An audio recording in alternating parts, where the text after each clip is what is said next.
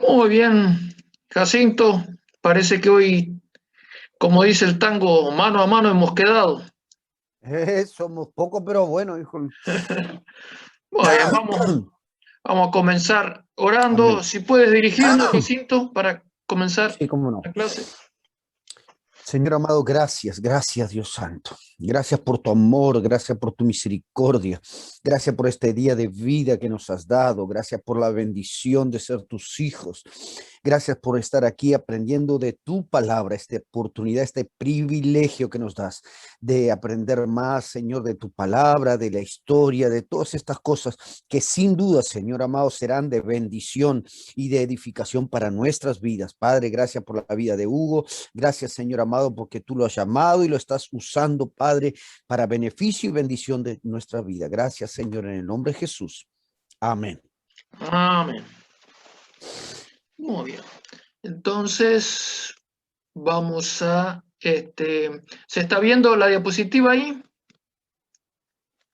Vamos a terminar entonces con lo que habíamos empezado el otro día, con Asiria, para finalmente meternos de lleno ya con Babilonia. Babilonia. Habíamos dicho que Asiria, eh, hay tres periodos de tres imperios, dos de ellos en el segundo milenio antes de Cristo, en la Edad de Bronce, el Palio Imperio Asirio, el antiguo Imperio Asirio, el Imperio Medio, que fue allá a fines del segundo milenio, y por último, el que más nos interesa a nosotros y que fue el más poderoso, el, eh, el nuevo imperio, el neo imperio asirio, que fue el que se extendió más y el que tiene una importancia bíblica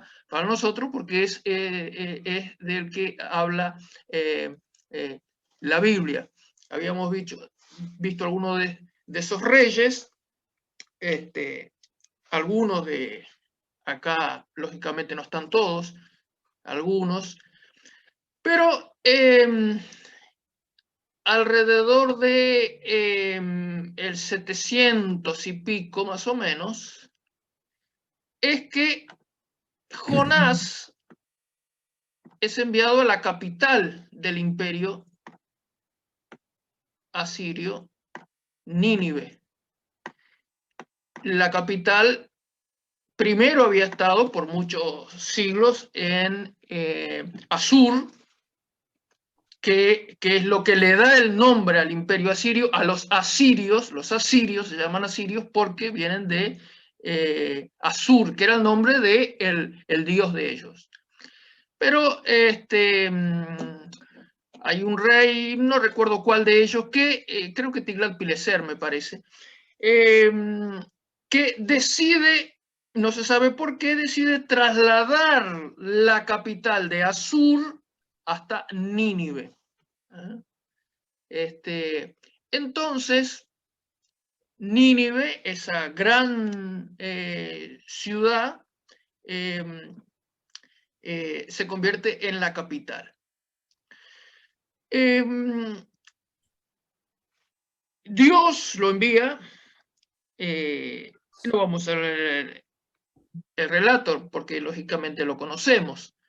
El pasaje de Jonás lo envía a Nínive a predicar. ¿Por qué lo envía a predicar? Porque realmente los asirios no eran ningunos bebés de pecho. La fama del imperio asirio, ¿por qué el imperio asirio se extendió tanto? Por la brutalidad y la crueldad. Ellos tenían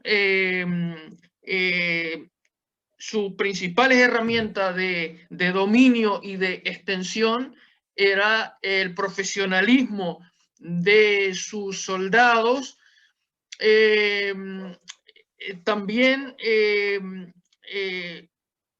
otro de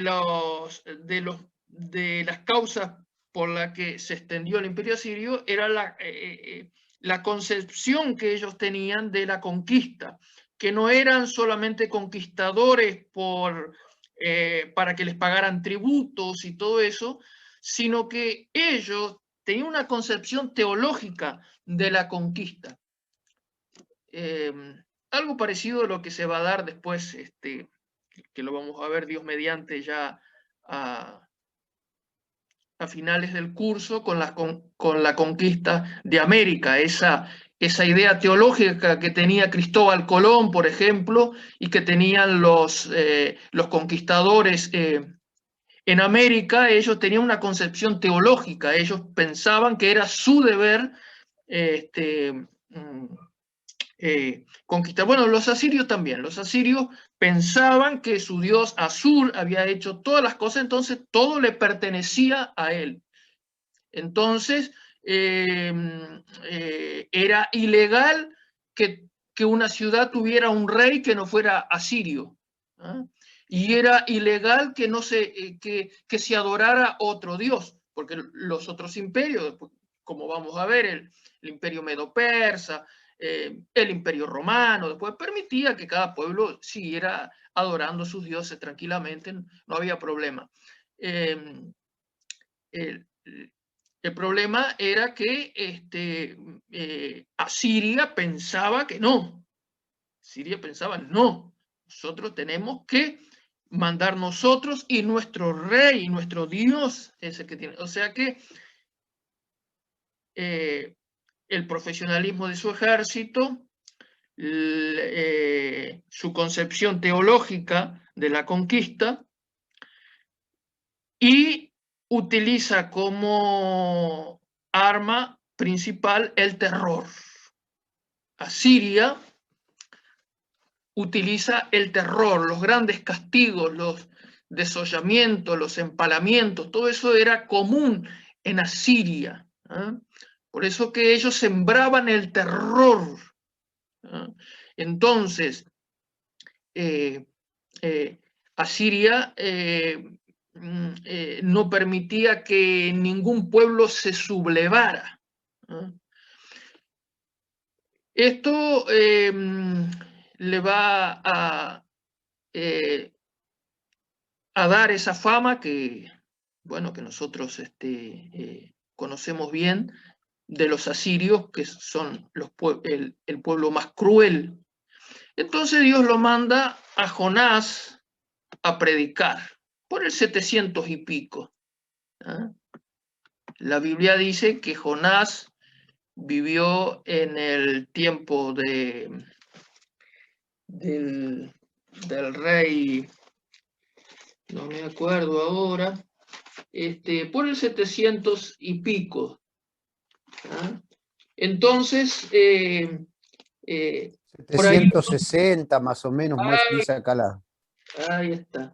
Porque dice, acá hay una referencia en Segunda de Reyes, en Segunda de Reyes 14:27, Segunda de Reyes 14:27, había dicho que él había vivido en la época de el rey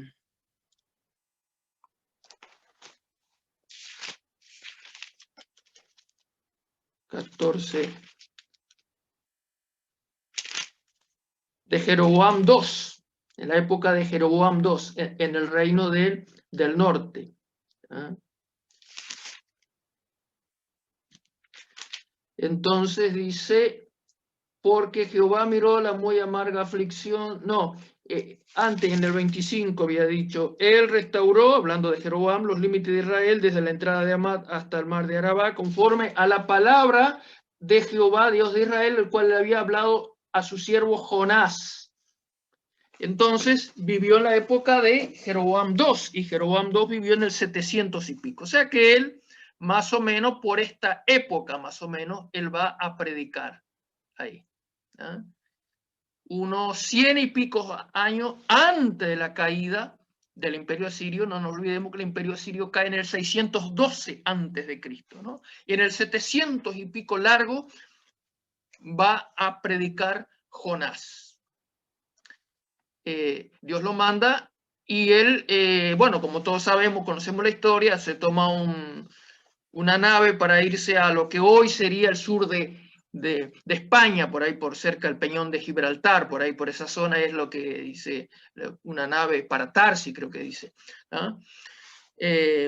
Queriendo escapar, bueno, todos conocemos el relato, que lo traga un gran pez, no una ballena. La Biblia no dice que era una ballena, eso de la ballena nace del mito, es un mito que lo tragó una ballena. La Biblia no dice que era una ballena, dice que era un pez, ¿no? No se sabe qué pez es. Entonces, Jonás llega Se a sabe el Nínive. nombre, se sabe el ¿Cómo? nombre. Se sabe solo el nombre del pez. Sí, ¿cuál era Sí, el pues nombre? Gloop, o Ah, como sí, sí, Gloop se lo tragó, lo canta sí, en la escuela. ahí está. Bueno, está. Entonces él va a Nínive y ahí predica en Nínive, y esa gran ciudad, Nínive, se convierte. Los detractores de la Biblia, sobre todo la escuela liberal, que no cree en la inspiración de las Sagradas Escrituras, cuestiona y dice que uno de los argumentos que pone es que sería imposible que por la predicación de un hombre solamente el pueblo se arrepintiera. Y otra cosa, dice que después Asiria siguió conquistando. Eh, Hay dos cosas. Una, que no podemos, lógicamente, subestimar el poder del Espíritu Santo, ¿no? Porque Jonás fue a predicar mandado por Dios. Y dice la Biblia que es el Espíritu Santo el que convence de pecado, justicia y de juicio, va a decir Juan después en el Nuevo Testamento. Otra cosa es que hay evidencias que por el 700 y algo hubo un rey, más o menos por esa fecha que anduvo Jonás ahí, hay un rey, Adad-Nirari, esto lo estoy sacando de Reseña Crítica de una Introducción al Antiguo Testamento, de Archer. A mí siempre me gusta dar la fuente bibliográfica, porque después andan diciendo, el Hugo dice cualquier cosa. No, el Hugo no dice cualquier cosa. El Hugo da la fuente de donde saca. Adad-Nirari, del 810 al 783, dice que este rey tuvo un intento por llevar a Siria no al monoteísmo, sino a la monolatría. Son dos cosas distintas. Eso lo vimos en teología el ciclo pasado, ¿no? Era un idólatra, pero en vez de adorar toda esa cantidad de dioses, quiso adorar un solo dios, el dios Nabu. ¿Eh? Intentó hacer una reforma religiosa. ¿Eh? O sea que ya hay un antecedente de que algo sucedió con la teología. O sea, tal vez este hombre no entendió totalmente el mensaje, pero como que hay un indicio de que algo sucedió en el aspecto teológico por más o menos esos años. Otra evidencia que hay es que por esos años también Dios ya había preparado a las personas de Nínive, porque había existido un gran eclipse total de sol en el 763. Y como nosotros sabemos, esa gente era muy supersticiosa, ¿no? Siempre los eclipses en el mundo antiguo eran vistos como algo venido de los dioses, cosas así, ¿no? En el 763, en el 763 hubo un eclipse, y además hubo una gravísima plaga en el 765, una gravísima plaga. O sea que más o menos por esta fecha, sí.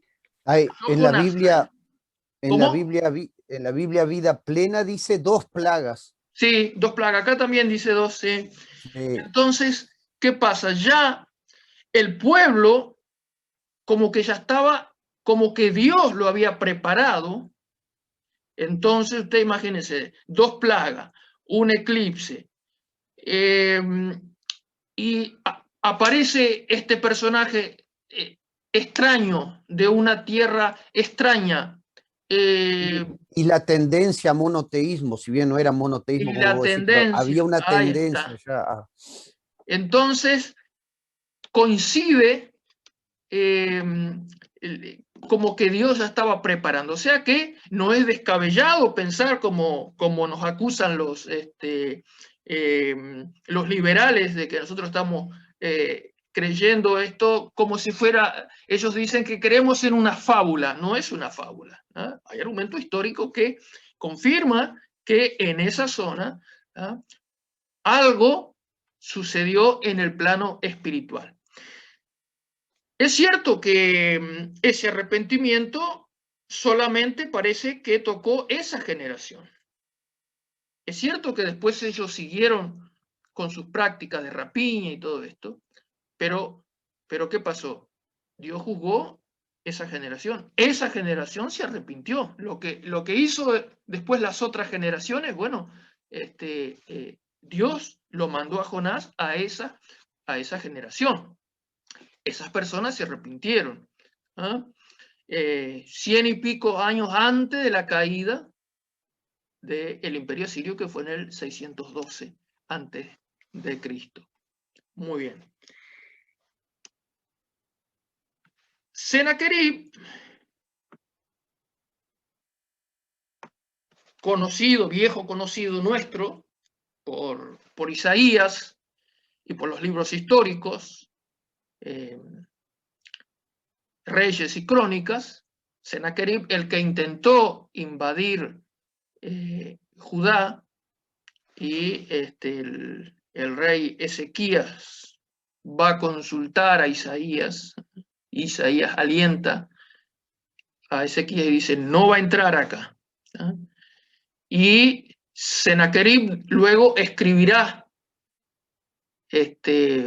para alabarse él, escribe que dice que lo encerré, dice acá en el prisma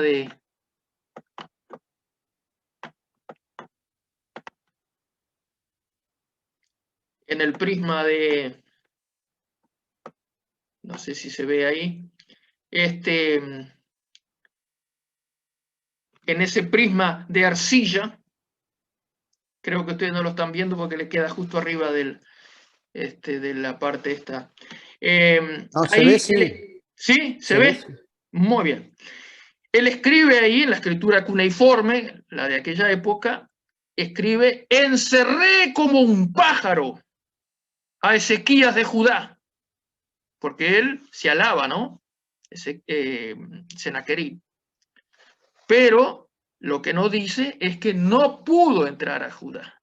No pudo entrar. Ezequías recibió palabra del Señor, hizo ese pozo para llevar el agua, ¿ah?, a la ciudad para resistir el asedio, y Ezequías no pudo entrar. Sennacherib no pudo entrar a Judá, ¿ah? Y Sennacherib hizo algo que tampoco cayó bien en los propios asirios, que es que Sennacherib invadió Babilonia y destruyó Babilonia. ¿Ah? Destruyó Babilonia. ¿Por qué? Porque él había puesto a un hijo suyo a reinar en Babilonia, porque los asirios consideraban a Babilonia como la ciudad sagrada, ¿ah? Compartían casi el mismo panteón de dioses, eran casi los mismos los dioses de los asirios que de los babilonios, y los asirios siempre veían a Babilonia como la ciudad santa, la ciudad sagrada, ¿ah? Entonces, había un gran respeto por Babilonia.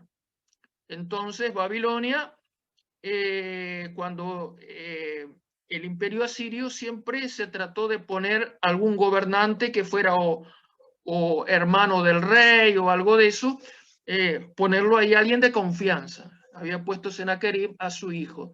Y los de la ciudad, porque habían perdido su independencia, lo entregaron a los elamitas, a los enemigos, ¿eh?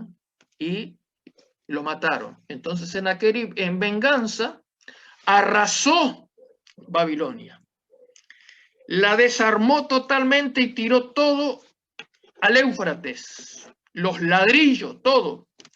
Tiró la torre de Babel, la desarmó, no dejó ladrillo sobre ladrillo, arrasó la ciudad de Babilonia. Esto fue mal visto por los propios asirios, que lo veían como un sacrilegio. Veían como un sacrilegio, como Sennacherib se va a atrever a tocar la ciudad santa, la ciudad sagrada de Babilonia.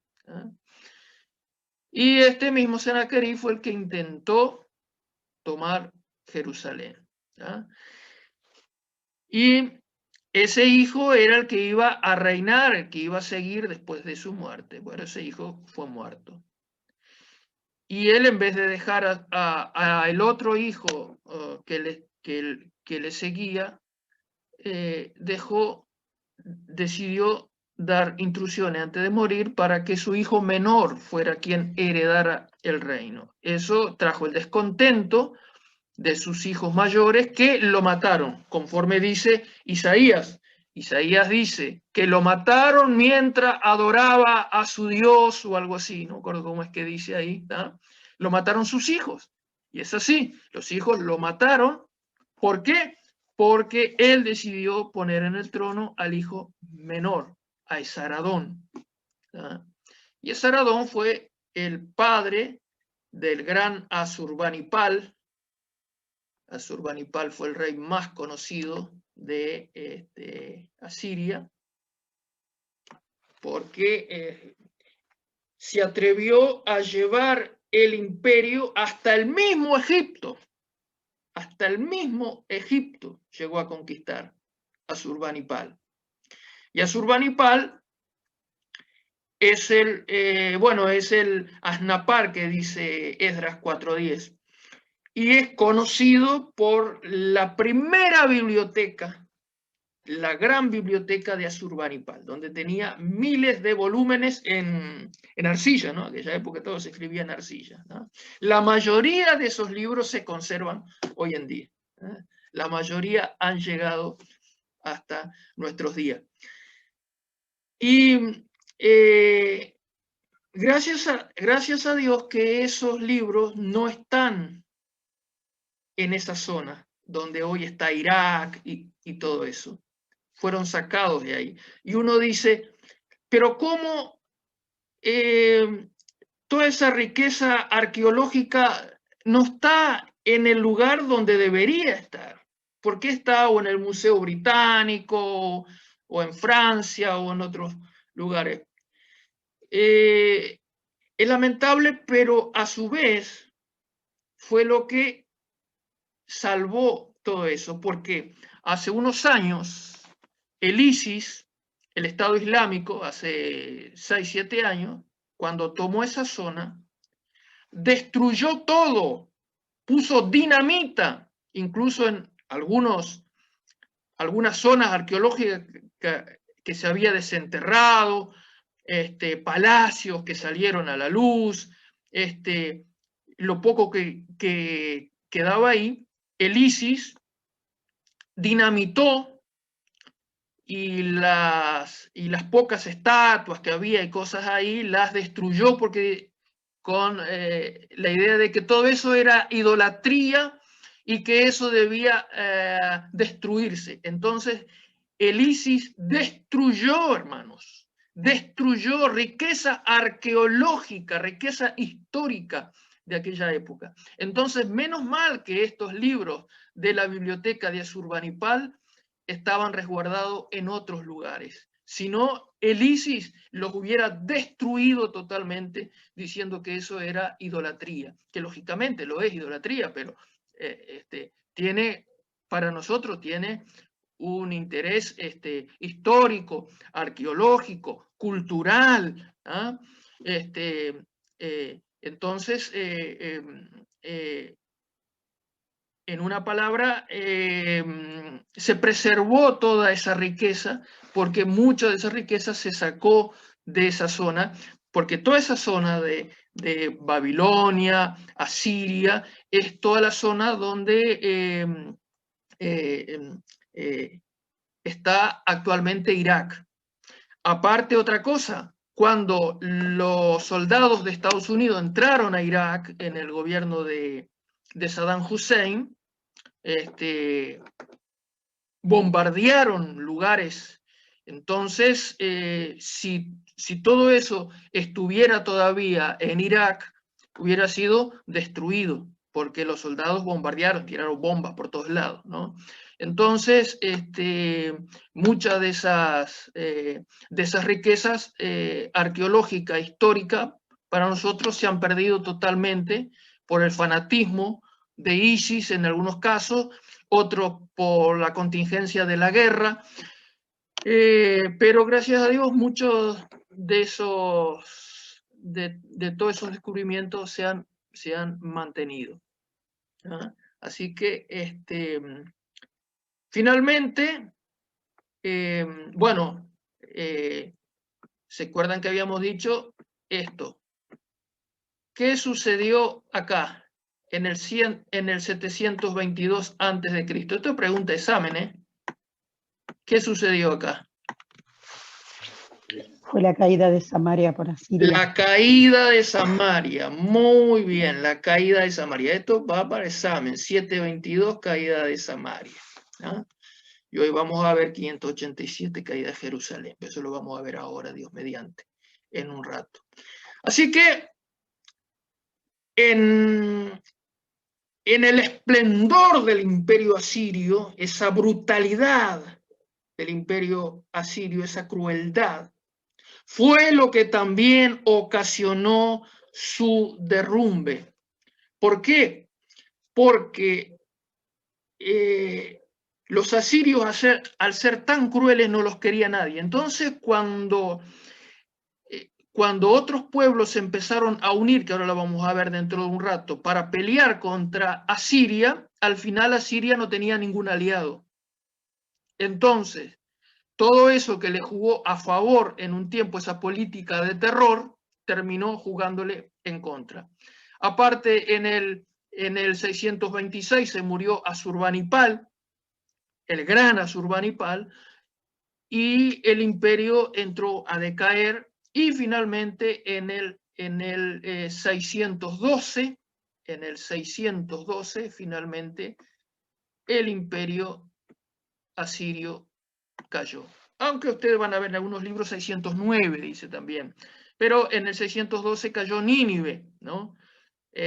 Aunque después siguió un poquito hasta el 609, pero ya prácticamente ya muy menguado. Finalmente, el imperio asirio, ese imperio que impartía terror, cuya política fue sembrar el terror entre la gente, finalmente el imperio asirio cae. Y el libro de la Biblia que nos habla de la caída de Asiria es Nahum. Y Nahum dice en el capítulo 1, verso 15, he aquí sobre los montes los pies del que trae buenas nuevas, del que anuncia la paz. Celebra, oh Judá, tus fiestas, cumple tus votos, porque nunca más volverá a pasar por ti el malvado, pereció del todo. ¿Recuerdan? Sennacherib intentó invadir Jerusalén, ¿ah? En el 705. Celebra, dice, nunca más va a pasar. Subió destruidor contra ti. Guarda la fortaleza. Acá le está hablando a Siria. Vigila el camino, cíñete los lomos, refuerza mucho tu poder, porque Jehová restaurará la gloria de Jacob como la gloria de Israel, porque saqueadores los saquearon y estropearon sus mugrones. El escudo de sus valientes estará enrojecido, los varones de su ejército vestidos de grana. El carro como fuego de antorchas, el día que se prepare temblarán las hayas. Los carros se precipitarán a las plazas, con estruendo rodarán por las calles. ¿Ven? Una imagen aterradora, que fue lo que pasó en Nínive. Esa gran ciudad finalmente cayó.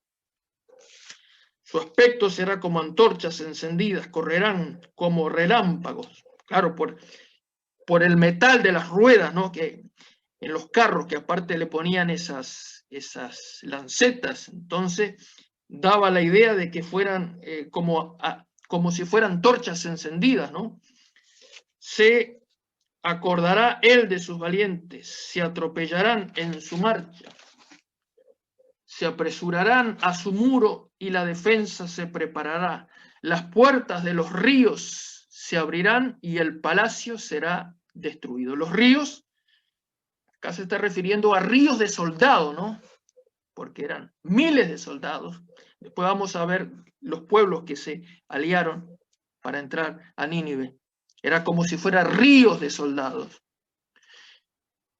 Y la reina será cautiva. Algunos dicen que acá se está refiriendo a la diosa Ishtar, que ahora después lo vamos a ver en Babilonia, la puerta de Ishtar, la diosa. Algunos eruditos bíblicos piensan que se está refiriendo a esa diosa. Y la reina será cautiva. Mandarán que suba y sus criadas la llevarán gimiendo como palomas golpeándose sus pechos. Fue Nínive de tiempo antiguo como estanque de aguas. Tranquila, ¿no? El estanque de agua, aguas tranquilas. ¿Tá? ¿Quién se va a meter con nosotros? Somos poderosos. Fue Nínive de tiempo antiguo como estanque de agua. Pero ellos huyen. Dicen, deteneos, deteneos, pero ninguno mira. Saquead plata, saquead oro, no hay fin de las riquezas y suntuosidad de toda clase de efectos codiciables. Vacía, agotada y desolada está y el corazón desfallecido, temblor de rodillas, dolor en las entrañas, rostros demudados. ¿Qué es de la guardia de los leones y de la majada de los cachorros? De los leones, donde se recogía el león y la leona y los cachorros de león, y no había quien los espantase. En los muros de Asiria hay todavía están esos relieves en la piedra de los reyes de Asiria cazando leones, porque la diversión de los asirios era cazar leones. Entonces el rey mandaba traer leones de la selva, no sé qué, los enjaulaban ahí, entonces el rey mandaba soltar los leones. Y el rey salía a pelear con los leones. ¿Ah? Y hay varios relieves mostrando los reyes atravesando el corazón de un león con la espada. Hay uno incluso de un león herido, largando sangre por la boca al león. Hay otro de una leona con la espina dorsal quebrada, ¿ah? Levantando la cabeza antes de morir. Y hay una incluso de Asurbanipal con un león en brazo, un león chiquito. O sea, como diciendo, Asurbanipal es tan grande que aún el león parece un gatito en sus brazos. ¿Eh? O sea que no es gratuito esto que habla acá de los leones. ¿Eh? El león arrebata en abundancia para sus cachorros y ahogaba para sus leonas, y llenaba de presa sus cavernas y de robo sus guaridas. Heme aquí contra ti, dice Jehová de los ejércitos. Encenderé y reduciré a humo tus carros, y espada devorará tus leoncillos, y cortaré de la tierra tu robo, y nunca más se oirá la voz de tus mensajeros.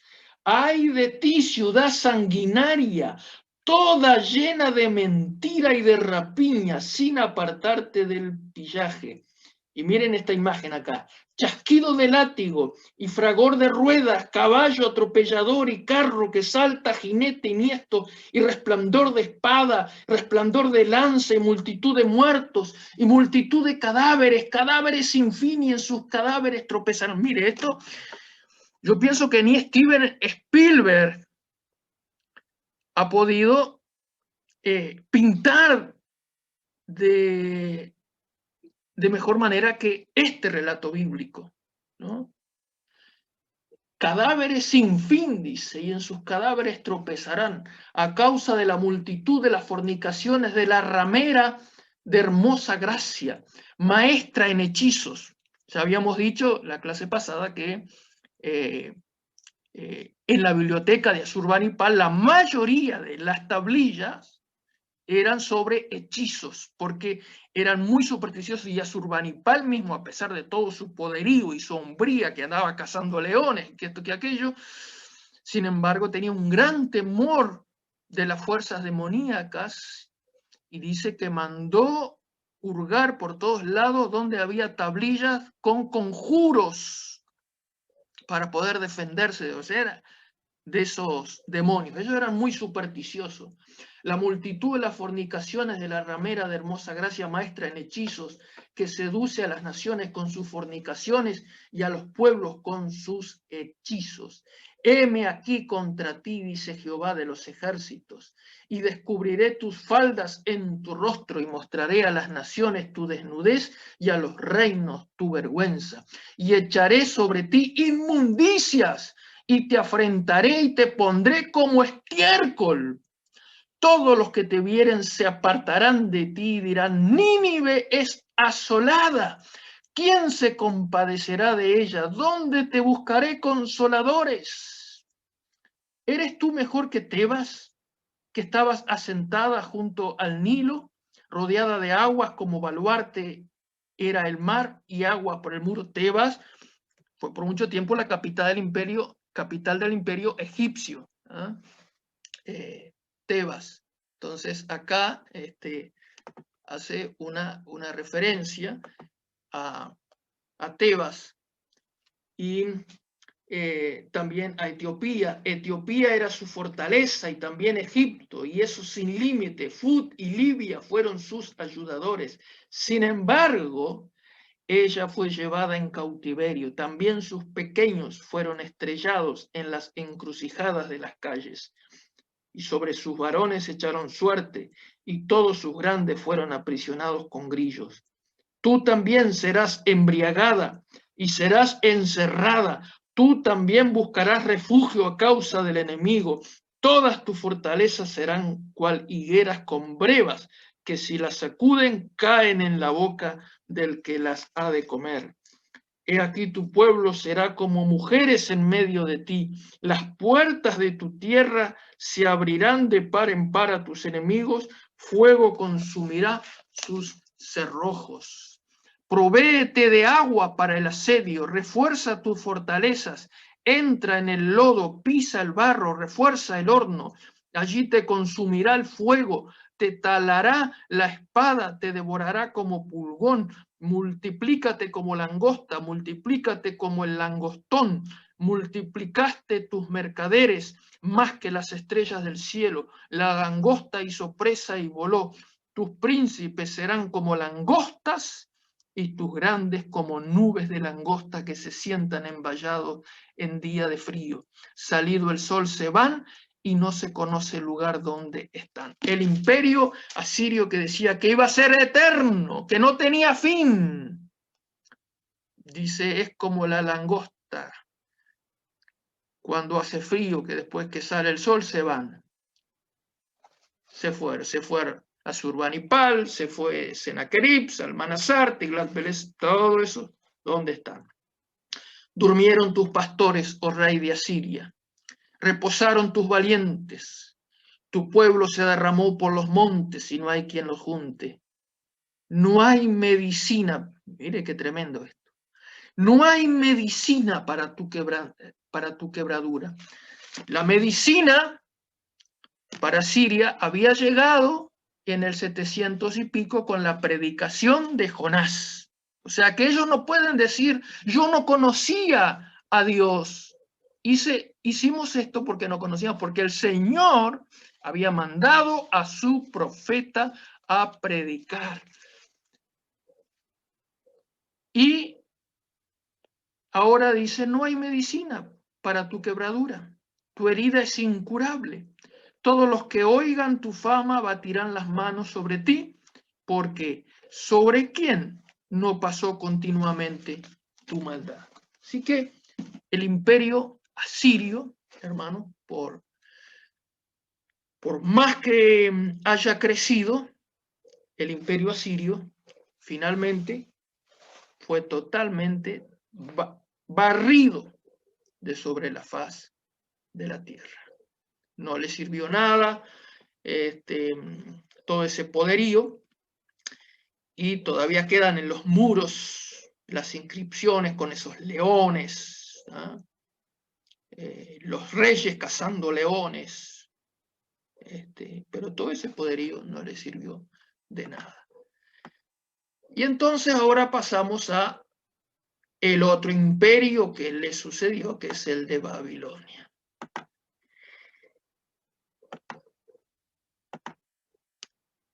Ahí está la ciudad de Babilonia, hermosa, con esos ladrillos vidriados, azules, porque había un producto ahí, que no recuerdo el nombre, que con ese producto, no sé si un producto químico o qué, con eso era que hacían esos ladrillos, esa ciudad esplendorosa. ¿Qué pasó? Babilonia, aquí está los asirios, Nínive, Asur, y aquí muy cerca está Babilonia. Por aquí está Babilonia. Entonces, vamos a ver si lo vemos acá en esta otra,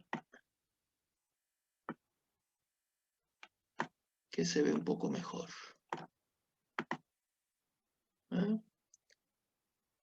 Por acá está Babilonia y acá está Nínive y Asur. Babilonia está por acá, acá está Babilonia. Acá está Babilonia. Como dijimos, Babilonia era considerada por los asirios como la ciudad sagrada, porque compartían en gran medida su mismo panteón de dioses. La mayoría de los dioses de Babilonia eran los dioses de los asirios. Nabu, por ejemplo, Ishtar. Entonces, como habíamos dicho, Sennacherib había destruido Mesopotamia, y después Babilonia, perdón. Después vino otro rey, que no recuerdo el nombre ahora, que restauró, volvió a poblar Babilonia, porque pensó, creo que era Saradón, me parece, el hijo de Sennacherib, pensó, sí, era Saradón, pensó a Saradón, no, mi padre se excedió en haber destruido Babilonia. Entonces él mandó restaurar nuevamente Babilonia. Pero Babilonia perdió su independencia. Babilonia quería ser una ciudad independiente, porque se sentía que era la ciudad sagrada, la ciudad santa, y bueno, era una ofensa tener un rey que no fuera de Babilonia, un rey extranjero. Es bárbaro. Muy bien.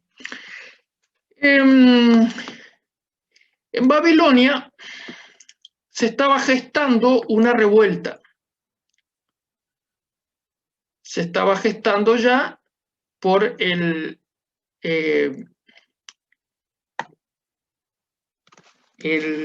descontento que había por tener un Dios extranjero como rey. Entonces se levanta un hombre cuyo nombre es Nabopolassar. Nabopolassar. Vamos a ver si lo escribimos acá.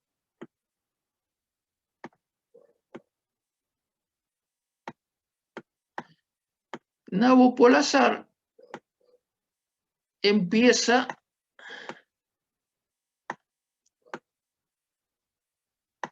a conspirar contra Asiria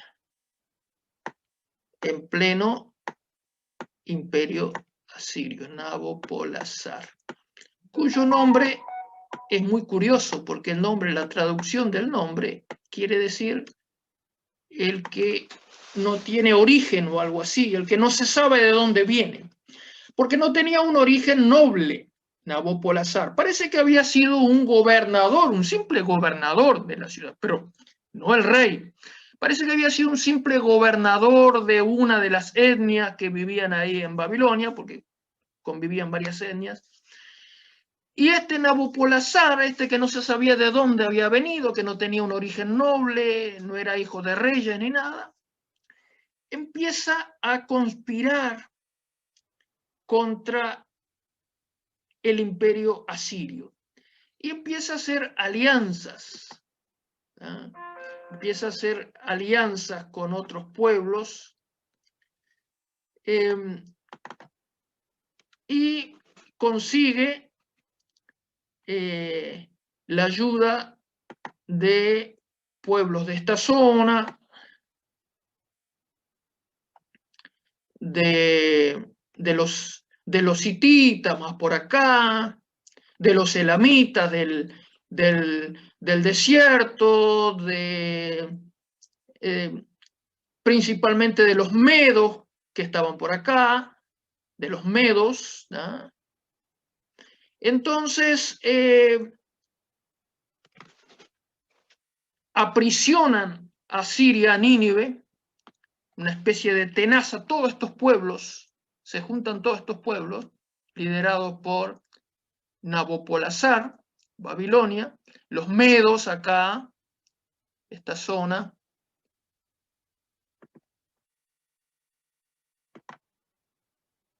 acá esta zona de Media, que son los medos, donde hoy está Irán, recuerden, acá hoy está Irán, acá en donde era Babilonia, Siria, está Irak, ¿ah? Esto es Irak, ahora es el actual Irak.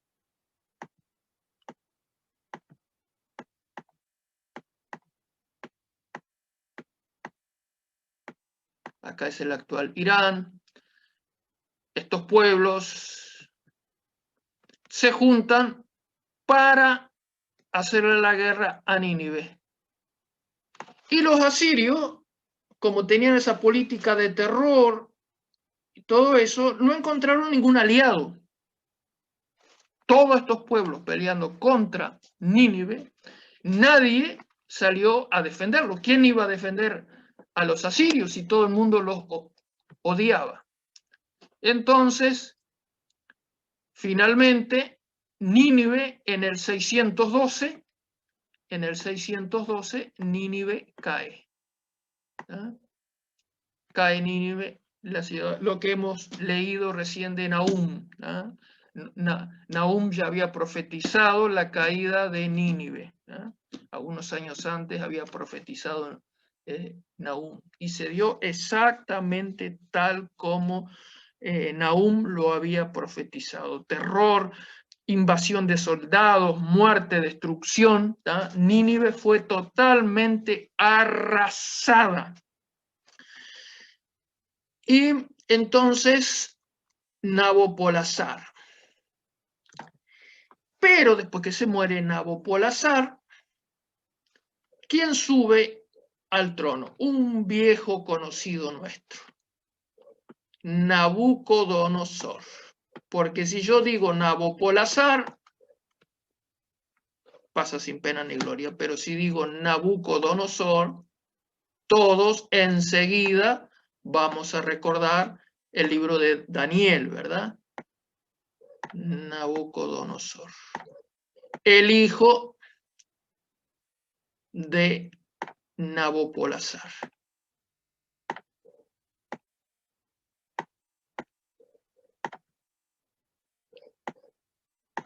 Entonces Nabucodonosor, en el 605, comienza la primera deportación a Babilonia. La primera deportación. ¿Cuántos años había profetizado Jeremías que iba a durar el cautiverio en Babilonia? A ver si alguien se acuerda. ¿Cuántos años había profetizado Jeremías? 70. 70 años. ¿Ah? Entonces algunos sacan la cuenta, leen Esdras y Nehemías los años que ellos regresan y no le da la cuenta. No le da 70, le da alrededor de 50. Dice, ¿cómo? ¿Estaba equivocado Jeremías? ¿Jeremías se equivocó? No, Jeremías no se equivocó. Lo que pasa es que nosotros principalmente pensamos en el 587, que es la caída de Jerusalén, otra fecha que esto sí va para examen, ¿eh? 722 y 587 a.C. son las dos fechas que van para el examen. 722, caída de Samaria, 587, caída de Jerusalén, por parte de Nabucodonosor. Entonces algunos empiezan a contar desde acá y no le da los 70 años, le da menos. ¿Por qué? Porque la primera deportación, deben saber que hay 3 deportaciones. En el 605 se da la primera deportación a Babilonia, donde van solamente algunos, van los más nobles, los jóvenes, los intelectuales, la gente de letras, posiblemente en la primera o en la segunda deportación, posiblemente fuera Daniel con sus amigos, porque eran de origen noble, criados en la corte real, entonces hombres de letras, intelectuales, sabios, y posiblemente ellos fueran deportados en la primera o en la segunda deportación. Después en el 590 y algo, 97, 96, no recuerdo bien, hay una segunda deportación a Babilonia, y después finalmente, pero en esas deportaciones todavía Jerusalén estaba en pie. Todavía Jerusalén tenía reyes de Israel, aunque eran reyes títeres, ¿verdad? Si nosotros leemos el final de Crónicas, el final de Reyes, ahí vemos que los reyes eran puestos por Babilonia, ¿no? Eran reyes títeres. Pero estos reyes a su vez se sublevaban contra Babilonia y iban a Egipto. Esa manía de ir a Egipto, de volver a Egipto a pedir ayuda a Egipto. Y los reyes entraban de vuelta, los reyes de Babilonia, y finalmente en el 587 se le terminó la paciencia a Nabucodonosor, y unos años antes puso sitio a Jerusalén, y el sitio, dice la Biblia, que fue terrible. Cuenta Jeremías que no tenían ni para comer porque estaban sitiados en Jerusalén, y dice que algunos hasta hubo escenas de canibalismo. ¿Ah? Hasta escenas de canibalismo llegó a haber en Jerusalén por el asedio, por el hambre. ¿Ah? Entonces, finalmente, en el 587, Jerusalén fue destruida, fue destruido el templo, se prendió fuego a Jerusalén, se destruyó Jerusalén, se destruyó el templo, los utensilios del templo fueron llevados a Babilonia. Hay quienes dicen que algunos escondieron el arca del pacto para que el arca no cayera en manos de los babilónicos. Eso no se sabe. Lo cierto es que el arca nunca apareció. Después, en el Nuevo Testamento, todo eso que nosotros decimos, sí, que en el lugar santísimo del templo estaba el arca, guardada por los querubines ahí con sus alas extendidas. Eso finalmente, en el Nuevo Testamento, cuando alguien entraba al lugar santísimo, no había nada. El arca ya había desaparecido. Algunos piensan que algunos judíos piadosos escondieron el arca antes de la destrucción de Jerusalén, pero eso no lo vamos a ver. Algunos dicen que fue Jeremías que la escondió. Eso no se va a saber. Lo cierto es que los utensilios, los vasos de oro que se utilizaba para las libaciones en el templo, todo eso se llevó a Babilonia, ¿ah? Y el templo se destruyó. Se destruyó el templo en el 587 antes de Cristo. Acá, aunque algunos libros lo van a ver como 586, por ejemplo, Unger, el manual de Unger, ustedes van a ver que la caída de Samaria es en el 721 y la caída de Jerusalén en el 586. Pero nosotros vamos a seguir esa, que es la mayoría de los libros concuerdan que es en el 587 la caída de Jerusalén y 722 la caída de Samaria. No quedó nada, Nabucodonosor arrasó con todo. Y a Ezequías, que era quien se había revelado, a quien Jeremías varias veces se le había dicho, no pelees contra Dios, ¿no ves que Dios quiere entregar esta ciudad en manos de los babilónicos? Y dice Jeremías, que como ya dijimos en el 605 y después en el 590 y pico, ya habían habido 2 deportaciones. Entonces, los judíos que estaban en Jerusalén decían, nosotros somos los elegidos del Señor. Estos otros judíos que fueron llevados cautivos a Babilonia son unos grandes pecadores y la ira de Dios está sobre ellos. Entonces Jeremías les dice, no, al revés, dice. La imagen esa, la parábola de los higos buenos y los higos malos. Dice, ¿qué ves, Jeremías? Veo unos higos que riquísimos, como breva, y veo otros que no sirven para nada. Entonces dice Dios, bueno, esos higos buenos son los que están cautivos en Babilonia. ¿Ah? Mi amor está con ellos en Babilonia. Y estos que están acá en la ciudad, yo no los quiero. Entonces Jeremías le escribe a los cautivos en Babilonia y dice, mire que el cautiverio va para largo, va a durar 70 años, multiplíquense allá, cásense, porque va para largo el cautiverio. Le dice Jeremías. Y bueno, Jeremías encarcelado varias veces, puesto incluso una vez hasta lo pusieron una cisterna,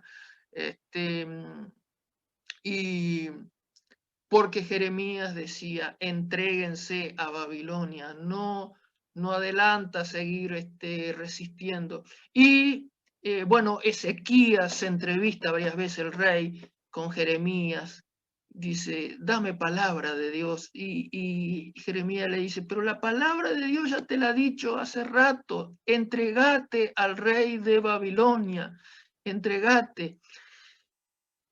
Y bueno, y este reino, el rey, ¿cuál era? Sedequías, ¿no? Creo que era, me parece, Sedequías creo que era. Y Sedequías, duro, y finalmente, bueno, en el 586, bueno, le sacaron los ojos a Sedequías, dice que lo llevaron a Babilonia y ahí delante de él le mataron sus hijos, o sea, lo último que vio fue la muerte de sus hijos, y después le sacaron los ojos a Sedequías y ahí se murió en la cárcel en Babilonia.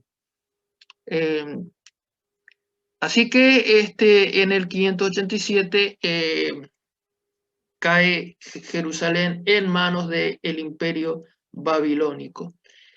Ahora, este imperio de Babilonia va a durar muy poco. es un imperio muy efímero. Nabopolassar, Nabucodonosor y después su hijo Nabónido o Nabonido.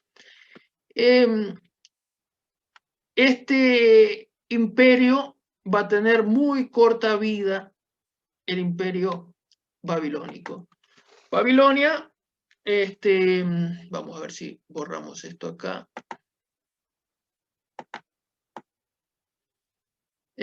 Nabucodonosor, después que llegó al poder, se propuso embellecer la ciudad santa para ellos, ¿no?, de Babilonia. Entonces construyó, o sea, la ciudad ya estaba construida, pero construyó esta, por ejemplo, la famosa puerta de Ishtar. Esta es la famosa puerta de Ishtar. ¿Eh?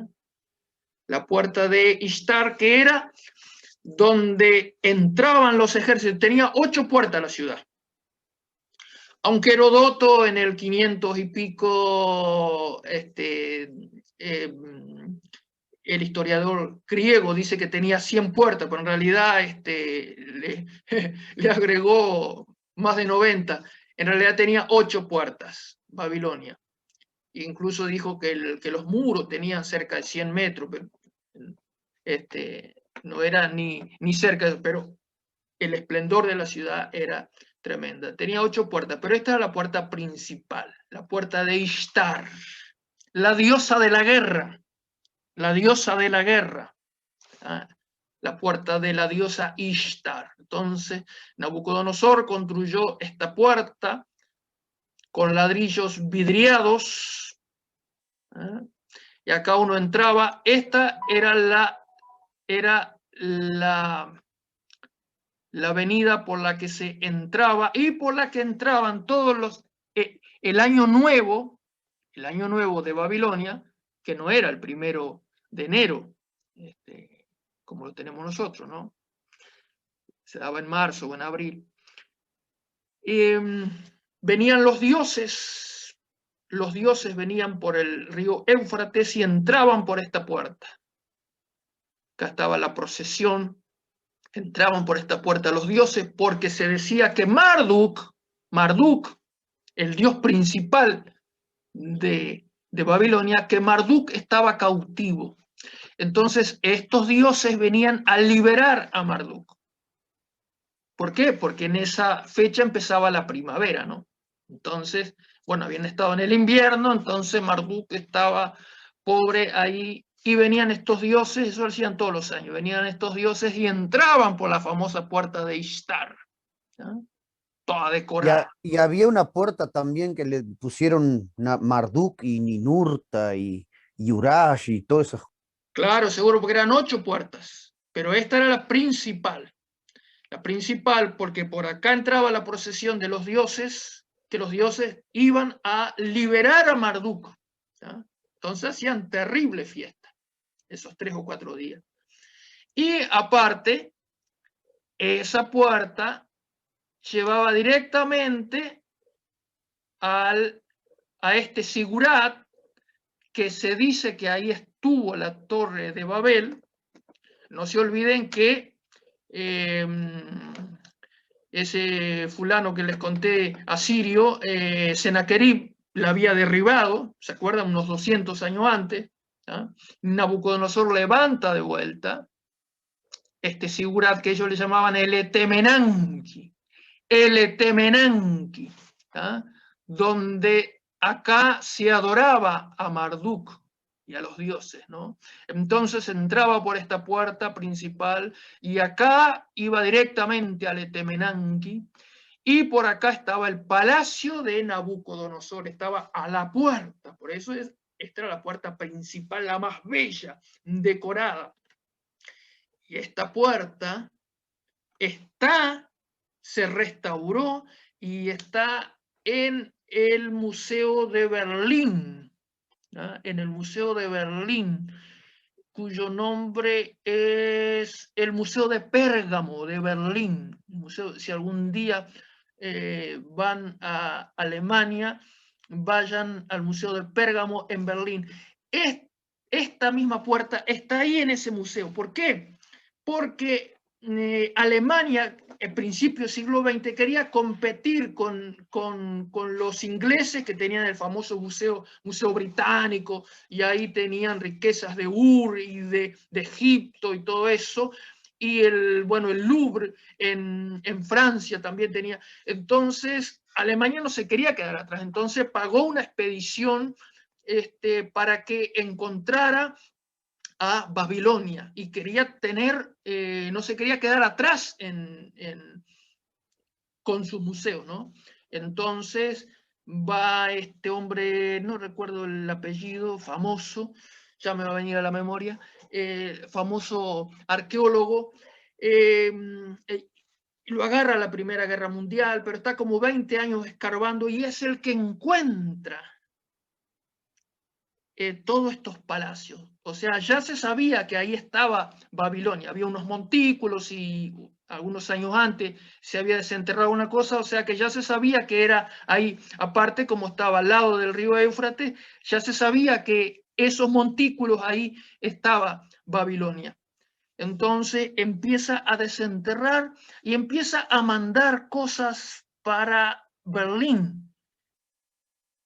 Y allá en Berlín... No es Robert Koldewey. Koldewey, ahí está, Koldewey, me había olvidado. Koldewey empieza a mandar cosas, pero lo único que manda son ladrillos. Y dice, pero ¿cómo? Dice, los ingleses, los franceses mandan riquezas de oro, de plata, tumbas de reyes, Tutankamón, todo eso. Y Koldewey manda solamente, manda cajas y cajas y cajas de escombros solamente. Pero él había encontrado la famosa puerta de Ishtar. Entonces saca todos esos azulejos vidriados y los manda a Berlín. Y con las medidas, y le da incluso las medidas que tenía la puerta, todo. Y en Berlín un trabajo, pero minucioso, de años, uniendo todos esos azulejos, restauran la famosa puerta de Ishtar. Y si ustedes van hoy a Berlín y van al museo de Pérgamo en Berlín, van a encontrar exactamente la misma puerta de Ishtar por la que entró Nabucodonosor y por la que entraron los cautivos de Israel a Babilonia, por la que entró Ezequiel, por la que entró Daniel, por la que entró, todos esos cautivos. Van a pasar por la misma puerta, la famosa puerta de Ishtar. Así que si alguna vez van a Alemania, vayan al museo de Pérgamo a conocer la famosa puerta de Ishtar de Babilonia, la puerta principal para entrar a Babilonia. Bueno, acá está Nabucodonosor frente a la puerta. Y esta puerta, pero mire lo que tenía. Estos relieves. Tenía leones, toros, pero vamos a ver algo acá que va a llamar la atención. Bueno, esta es la famosa estatua o sea, esta es la imaginación, ¿no? Porque no sabe cómo era la estatua esa que dice Daniel ahí, creo que en el capítulo 2 me parece, que vino una piedra y que la derribó, que la cabeza era de oro, el pecho de plata, no sé qué. Pero miren lo que tenía, acá está la famosa puerta. Ay, acá me fui.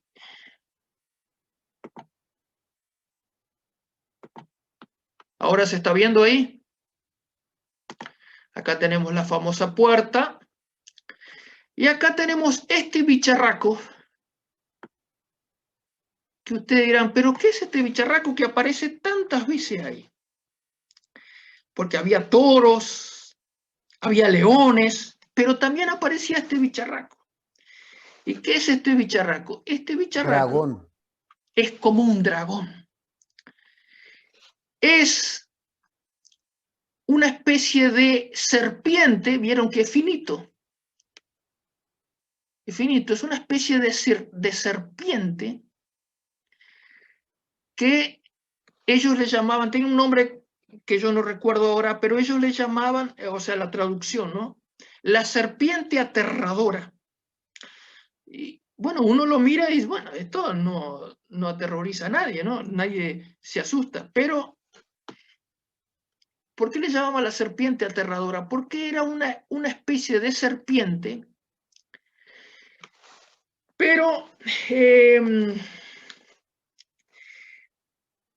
hay quienes dicen que tal vez es un prototipo de la serpiente bíblica, porque no se olviden que la serpiente no siempre se arrastró. En Génesis dice que Dios la castigó. Bueno, el hombre dice que por el trabajo, ¿no? Con el sudor de tu rostro, no sé qué, espinos y cardos te producirá la tierra, pero a la serpiente dijo, tú en cambio te arrastrarás. ¿Ya? Entonces algunos piensan que la serpiente antiguamente no se arrastraba. ¿Ya? Entonces algunos toman esto como que es la serpiente del Edén. Y aparece muchas veces en la puerta de Ishtar y después en el pasadizo, porque después que uno entraba a la puerta, había como 40 o 50 metros en esa puerta para adentro y estaba toda decorada con estos motivos, ¿no? Con estos motivos. ¿Eh? Entonces van a ver este dragón, no sé qué, ¿tá? Todo eso en la famosa puerta de Ishtar. ¿Ah? O sea que, y vamos a ver acá, vamos a ver si borramos acá. Puede ser que le decían Sirush a los dragones o algo así, ¿no? Creo que, ahí está, sí, Por lo menos algo así está entre paréntesis donde yo sí, leí. ahí está, Dragones Sirush o algo así. claro, que la traducción es algo así como la serpiente aterradora o algo así. Entonces, todo esto estaba decorado, todo esto era lo que decoraba la famosa puerta de Ishtar. ¿Ah? ¿Vieron? Que aparece varias veces acá, ¿tá? El bicharraco este. Y tenía toros y leones y todo eso, ¿no? Y estaban estos toros alados, estos toros con alas o leones con alas que se dice que era para espantar los demonios, porque ellos eran muy supersticiosos, ¿no? Tanto los asirios como los babilónicos eran muy supersticiosos. Entonces, dice que ponían estos toros alados y estos leones alados a la entrada de sus palacios, dice, para que los demonios no entraran. Entonces los demonios entraban y veían eso y ¡opa! Entonces, ahí no, eran, porque ellos estaban atados a sus supersticiones. Vamos a ver un poco la escritura en la pared de Daniel, Daniel 5, del 25 al 31. Nos dice la palabra de Dios que en Daniel 5 que este rey Belsasar hizo un banquete y dice que de repente dice que calentaron el pico con el vino y entonces estaban tomando ahí en vasos, no sé qué, y dice, no, dice, vamos a traer los vasos de Jerusalén, dice, los del templo de Jerusalén, que como ya dije, habían sido llevados en la cautividad. Y en esos vasos sagrados empezaron a tomar vino y de repente apareció una mano escribiendo en la pared. Ahora, en el siglo XIX, los enemigos de la Biblia, la teología liberal, atacaba a Daniel. Daniel es el libro más atacado de la Biblia. Es el más atacado de la Biblia.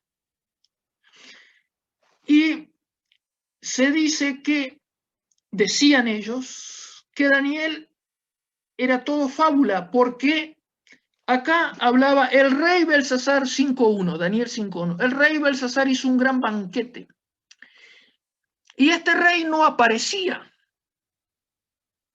No aparecía porque era Nabopolassar, después quedó su hijo, y después Nabónido, el último, o Nabonido, que había dado un golpe de estado ahí, no sé qué.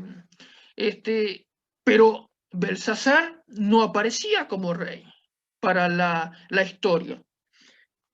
Y para colmo, después cuando le dice, bueno, dice, yo, dice, al que me interprete eso, dice, será tercero en mi reino.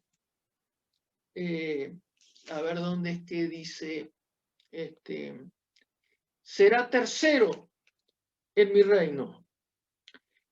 Y dice, pero ¿cómo tercero? Entonces la explicación está en que Nabónido no estaba en el palacio. Nabónido estaba combatiendo a sus enemigos, los medo-persas, que ya estaban por entrar. Ciro el Grande ya estaba por entrar a la ciudad. Y por eso que está su hijo, Nabónido, por eso que no aparece, pero en el siglo XX se descubrió en el siglo XX que este rey Nabónido no estaba en el palacio en Babilonia en ese momento, en la caída de Babilonia. Andaba haciendo guerra por ahí y su hijo estaba Metachupandina cuando ya Ciro estaba entrando ya con su ejército medo-persa a la ciudad de Babilonia. ¿Y por qué le dice, bueno, el que me interprete esta escritura será tercero en mi reino? ¿Por qué? Porque claro, porque él no era el primero, él era el segundo. Estaba el rey, que era su padre, después estaba él, y dice, lo voy a hacer tercero en mi reino. Entonces, por muchos años, la teología liberal nos acusó a los cristianos de decir, bueno, están creyendo ese rey Belsasar no aparece por ningún lado, porque por supuesto, él era el hijo del rey, él había quedado a cargo, él estaba reinando en ese momento porque su padre no estaba. Cuenta, creo que es Herodoto, me parece que cuenta, el historiador griego, que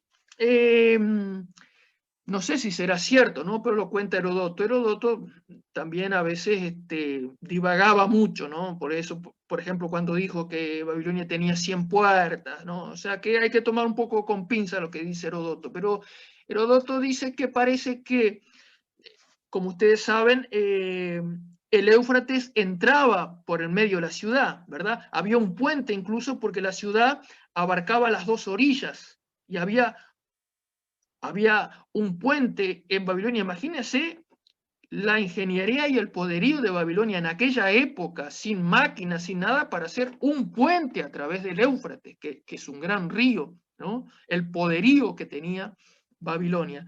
Entonces, ese río entraba por el medio de la ciudad. Y cuenta Herodoto que mientras esto banqueteaban ahí en Daniel 5, estaban Metachupandina, estos soldados enemigos estaban desviando el curso del río Éufrates, lo desviaron. Miles y miles de soldados desviaron el curso del río y se metieron por abajo y entraron a Babilonia. Entonces, cuando quisieron ver, estaban rodeados de soldados. Y lo que se dice también es que Ciro el Grande, el rey medo-persa, el que permitió que los judíos volvieran a Jerusalén, Ciro dice que fue recibido con algarabía por la gente, porque la gente no lo veía como un enemigo, porque estaban hastiados de Nabónido. Parece que había sido un rey malísimo y ni los propios babilónicos lo querían. Dice que cuando entró Ciro, entró entre el aplauso y la algarabía de la gente, que ya no aguantaba a este sinvergüenza de Nabónido. descendiente de Nabucodonosor. Incluso cuando dice acá, tu padre Nabucodonosor, por acá dice en Daniel 5, que muchos decían, no, pero hay un error ahí en la Biblia, ni Belsasar ni Nabónido eran hijos de Nabucodonosor. Pero lo que pasa es que cuando dice hijo, tenemos que entender que en la Biblia, por ejemplo, se usa la palabra hijo muchas veces para un descendiente. ¿Ah? Por ejemplo, a Jesús, por ejemplo, le decían hijo de David. Y David había vivido 1000 años antes de Jesús, pero sin embargo se le decía hijo de David. Entonces, por eso es que en el siglo XIX dice, no, la Biblia contiene fábulas, cosas que no son exactas.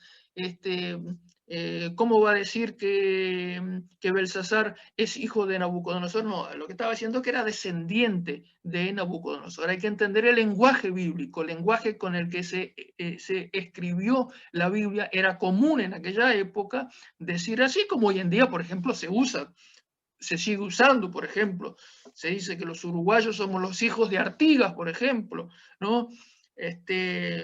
No es algo totalmente desconocido para nosotros.